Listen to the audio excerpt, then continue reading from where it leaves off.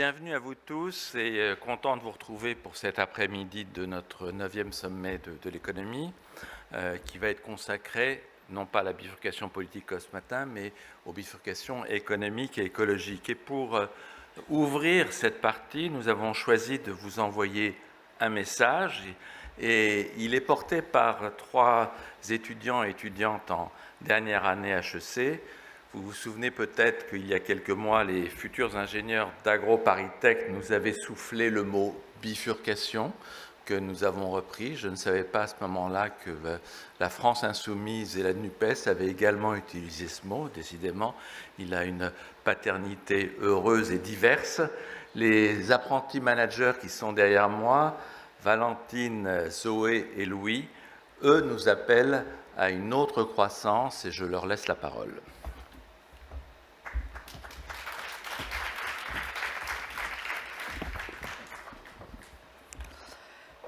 Mesdames, Messieurs, nous sommes déjà à plus 1,2 degré. Constat sans pitié au retour du déjeuner. Pour tenir la trajectoire plus 1,5 degré, nous avons un budget carbone restant. Si une chose est bien claire, c'est que le moindre nouveau forage fossile nous fera sortir de cette trajectoire. Et pourtant, la consommation de pétrole et de charbon continue de croître et des dizaines de projets de forage sont en cours. Bien sûr, des énergies vertes sont apparues, mais elles ne sont que venues s'ajouter aux énergies fossiles. Et dans tous les secteurs, des technologies moins polluantes et des réglementations ont commencé à faire bouger les entreprises au nom de la croissance verte. Mais la transition n'a pas commencé, car ces nouvelles activités ne viennent que s'ajouter au reste. Nous continuons de parler de croissance verte, écologique, durable, inclusive, ou que sais-je encore. Autant de termes qui nous rassurent, en nous faisant croire que nous sommes bien capables de faire des choses zéro carbone, alimentant le mythe d'un découplage entre PIB et CO2. Cette croissance verte, elle offre un gisement fabuleux pour le greenwashing, car c'est un oxymore. Le seul produit véritablement vert, c'est celui qui n'existe pas. Donc la transition n'a pas commencé, car des entreprises se vantent encore de baisser leurs émissions en vendant leurs activités polluantes à des acteurs encore plus opaques. Elle n'a pas commencé, car annoncer que l'on sera neutre en 2050 sans s'engager sur une trajectoire de baisse absolue, y compris sur le scope 3, cela ne suffit pas. Et surtout, elle n'a pas commencé, car nous n'avons même pas entamé la prise en compte des autres limites planétaires que le climat. Biodiversité, cycle de l'eau, pollution chimique, artificialisation des sols. Somme, si l'on s'était donné pour objectif de toutes les dépasser, nous n'aurions pas fait mieux. La transition n'a pas commencé, car ce n'est pas de ce paradigme de croissance, de cette logique d'addition dont nous avons besoin, mais d'un paradigme de transformation. Nous devons transformer notre façon de produire, de consommer, de jeter. Nous devons organiser la décroissance de certaines activités. Nous devons planifier la transformation des secteurs essentiels, organiser notre résilience et surtout, protéger les plus vulnérables. Le défi est immense, car nous avons déjà dépassé plusieurs limites planétaires. Et pourtant, des milliards d'êtres humains n'ont toujours pas accès aux droits sociaux de base. Donc pour amener nos entreprises, nos modes de vie dans ce cadre, pour sortir de cette logique d'addition et entamer la bifurcation, il nous faut des transformateurs. Bon, jusqu'ici, rien de neuf dans ce que nous disons par rapport à d'autres appels précédents. Il est temps d'essayer autre chose. Parlons de ce que sera votre héritage. Vous, dirigeants dans la salle, qui pratiquez au quotidien la transformation, serez-vous les transformateurs radicaux qu'il nous faut? J'assume ce nous, car je vous le dis, une génération vous regarde, elle est en train d'entrer dans toutes vos organisations. Certains d'entre nous préfèrent d'ailleurs les déserter, nous respectons leurs décisions et nous nous abstiendrons bien de les critiquer. Mais tel n'est pas notre choix. Nous choisissons les entreprises comme acteurs du changement.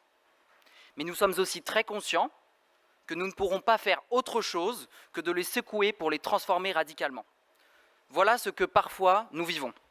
15 niveaux hiérarchiques au-dessus de la tête, 1000 feuilles de sous-chefferie en lutte, toutes occupées à plaire aux supérieurs. Et voilà ce que souvent nous entendons. C'est comme ça que ça marche, il n'y a pas d'alternative.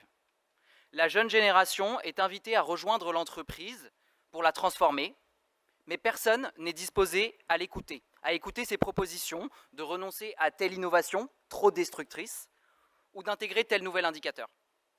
Peut-être occuperons-nous vos postes dans 20 ans, mais alors il sera trop tard. Nous ne pouvons pas patienter jusqu'à votre retraite. Vous êtes les dirigeants d'aujourd'hui, vous avez gravi tous les échelons et vous détenez le pouvoir. Nous n'avons pas d'autre choix que de vous faire confiance, mais disons-nous les choses pour l'instant, nous ne sommes pas encore convaincus de ce que font nos prédécesseurs et nous voyons surtout tout ce qu'ils n'essaient même pas de faire. Vous vous dites peut-être à ce stade que nous faisons partie de ces jeunes idéalistes, angoissés ou pire, éco-anxieux. Inquiets, nous le sommes un peu, car lucides. Mais nous sommes surtout en colère. En colère contre les règles qui régissent notre monde et surtout contre celles et ceux qui continuent à les défendre avec ferveur. Si vous voulez absolument nous qualifier d'un mot, dites plutôt que nous sommes éco-furieux. Nous aimerions donc vous questionner. Quelle est votre mission en tant que dirigeant? Satisfaire les besoins des clients, garantir des emplois dignes, augmenter les dividendes? Et quelle est la mission de l'entreprise au fond? Croître sans limite? Et pourquoi? N'est-il pas suffisant d'être rentable? Bon nombre d'acquis ont un jour eu leurs détracteurs. La Révolution française, le droit de vote des femmes, la sécurité sociale, pour chacune de ces avancées vers le modèle dont la France se targue aujourd'hui, il y a eu des débats. L'histoire sera faite et est faite par celles et ceux qui prennent parti et l'histoire sera juge. Quel rôle voulez-vous y jouer? En tant que dirigeant, vous êtes de fait engagé. Vous ne pouvez pas être neutre. Ne pas agir, c'est déjà choisir. Et les crises iront en se multipliant, vous le savez. Vous avez rationnellement compris le problème et vous sentez bien dans quel sens souffle le vent de l'histoire. Alors prenez parti. N'attendons pas tous une guerre ou un effondrement pour remettre en question les règles du jeu. À ce stade, vous pourriez nous répondre que nous n'avons aucune conscience de vos contraintes et vous auriez complètement raison. Nous n'avons jamais été dirigeants, mais nous avons essayé de comprendre. Qu'est-ce qui vous bloque, au fond? D'abord, il est vrai que vous n'êtes pas rémunéré pour favoriser la résilience à long terme de vos entreprises. Aucune clause ne prévoit que quelqu'un vienne sonner à votre porte dans 20 ans pour vous demander des comptes. Le problème est peut-être là, dans la définition de vos missions ou dans les critères de votre rémunération. Ensuite vient la contrainte de la rentabilité. Ça permet d'acheter la force de travail et d'investir dans les moyens de production. Mais on sait, aujourd'hui, que les exigences de rentabilité n'ont plus grand-chose à voir avec le souci de la pérennité des entreprises. Il s'agit surtout de rémunérer le capital.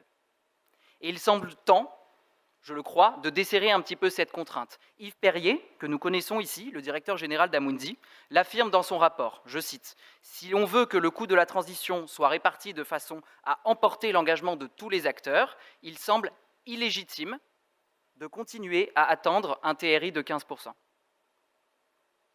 Enfin, dernière contrainte, celle de la concurrence des autres entreprises, le fameux dilemme du prisonnier.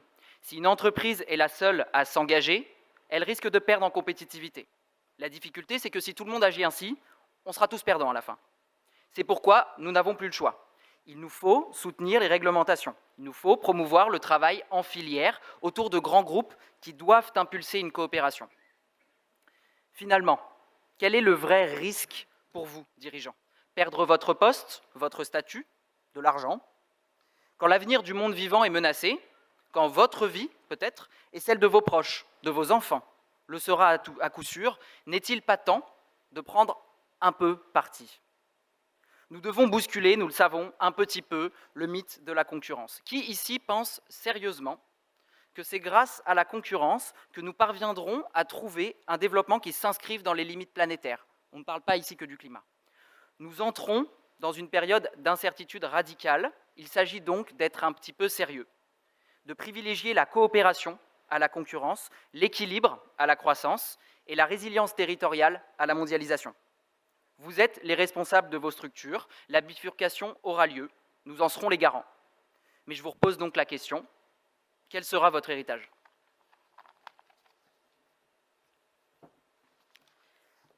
L'entreprise doit donc urgemment rentrer dans une dynamique de transformation radicale et sans demi-mesure. Son maître mot ne doit plus être croissance, croissance du chiffre d'affaires, des parts de marché. Dans une économie linéaire, extraire, produire, jeter, vendre plus, c'est donc extraire plus et jeter plus. C'est fondamentalement ce modèle qui condamne l'entreprise et sa croissance, aussi verte soit-elle. Alors comment réajuster les activités des entreprises en fonction de la capacité de charge des écosystèmes? Nous proposons ici quelques principes incontournables pour entamer cette transformation. D'abord, la RSE doit radicalement changer. Telle qu'elle est aujourd'hui, elle ne permet pas à l'entreprise d'entrer dans cette dynamique de transformation. Elle est trop souvent périphérique et elle ne touche pas au cœur de l'activité. Elle ne remet pas en cause les objectifs court-termistes ni la croissance sans limite. Soyons clairs, nous ne donnerons pas de notre temps pour le greenwashing et les démarches verts palliatifs qui ne servent personne si ce n'est l'immobilisme. Ce dont nous avons besoin, c'est de transformer les business models des entreprises. La RSE doit être une plateforme de compétences, de méthodes, d'expertise au service des unités de production et non plus de la communication. Et ce qui me mène à notre deuxième point, comment réinventer les fonctions de gestion. Jusqu'à présent, nous avons principalement fait reposer la transition des entreprises sur les ingénieurs, en leur demandant de nous inventer des technologies plus efficaces, plus green. Le problème, une solution technologique sans réflexion sur le business model mène inévitablement à un effet rebond. Le SUV électrique individuel en est le symbole. Le développement de tanks électriques n'a rien d'un changement structurel. Cela ne remet ni en cause les modes de consommation, ni la croissance sans limite. Les solutions technologiques doivent être donc intégrées à une économie de la fonctionnalité fondée sur l'usage et non sur la propriété.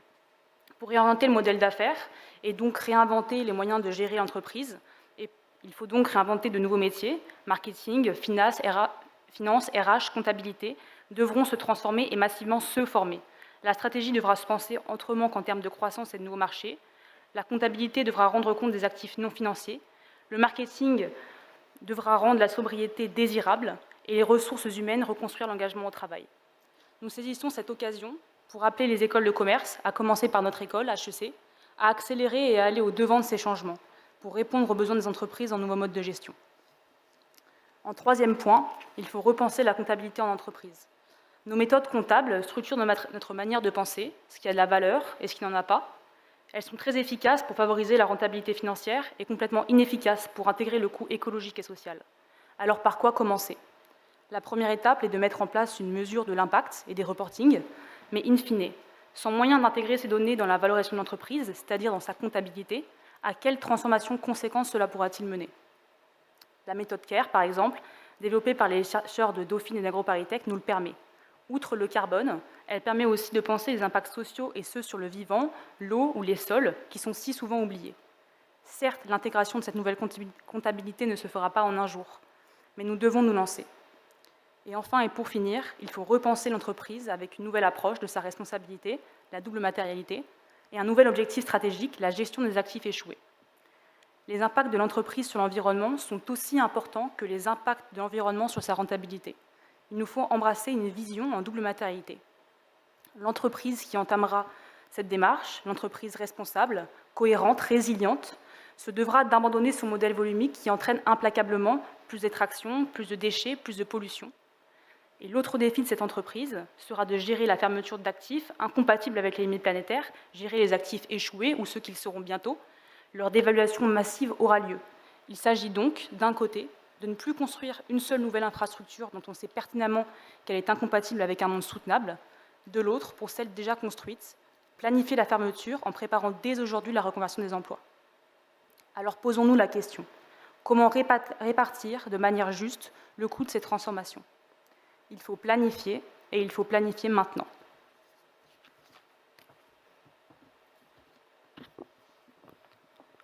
Pour conclure, nous, étudiants, nous aimerions vous lancer un appel à revoir fondamentalement votre copie, car personne n'est prêt pour l'examen. Nous nous comportons tous comme des étudiants face à la bifurcation nécessaire. Certains attendent le dernier moment pour réviser, pensant qu'une note moyenne suffira. D'autres se font passer pour des élèves modèles, mais les résultats ne suivent pas. Cet horizon de neutralité carbone en 2050 arrange, tant il est loin, abstrait. Mais d'ici là, l'Europe s'est engagée sur une baisse de 55% en 2030. Et 2030, c'est demain. Alors il est grand temps d'arrêter de courir derrière le mirage de la croissance verte et de sortir de la logique d'addition des activités vertes. Nous vous avons parlé des verrous institutionnels, des exigences de rentabilité, du rôle des dirigeants, de la concurrence, mais ces verrous sauteront tôt ou tard, de gré ou par la réglementation. Et nous ne pouvons pas laisser voir des goulets d'étranglement apparaître, tels qu'on le voit par exemple sur la main-d'œuvre dans la rénovation énergétique. Chaque métier, chaque filière doit entamer la transformation de ses compétences, de ses offres, à commencer par les grands groupes. Et face à cette tâche immense, nous aurons besoin de tout le monde. Pour mettre fin à ce triangle de l'inaction, où entreprises, États et individus attendent chacun que l'action vienne des autres, il nous faudra des relais partout. À ceux qui veulent changer le système de l'intérieur, merci de ne pas laisser le monopole aux partisans de l'immobilisme. Aux déserteurs, merci de repousser les frontières des carrières possibles, nous faire réaliser que nous pouvons dire non. Nous avons besoin de chacun dans ce système à transformer radicalement. Et dans ce nouveau système, ce n'est pas d'une autre croissance dont nous avons besoin. Pourquoi croître? La croissance n'est pas un but en soi. Elle doit être la conséquence de la légitimité de votre entreprise, du besoin auquel elle répond. Certaines entreprises doivent croître pour assurer des conditions de vie dignes à tous, sur tous les continents. Mais pour l'immense majorité d'entre elles, l'enjeu est de se transformer pour revenir dans le cadre des limites planétaires. Il va falloir produire mieux, et pour la plupart, produire moins. Nous n'avons pas le choix. Alors, quel sera votre héritage? Et à combien de degrés sera-t-il?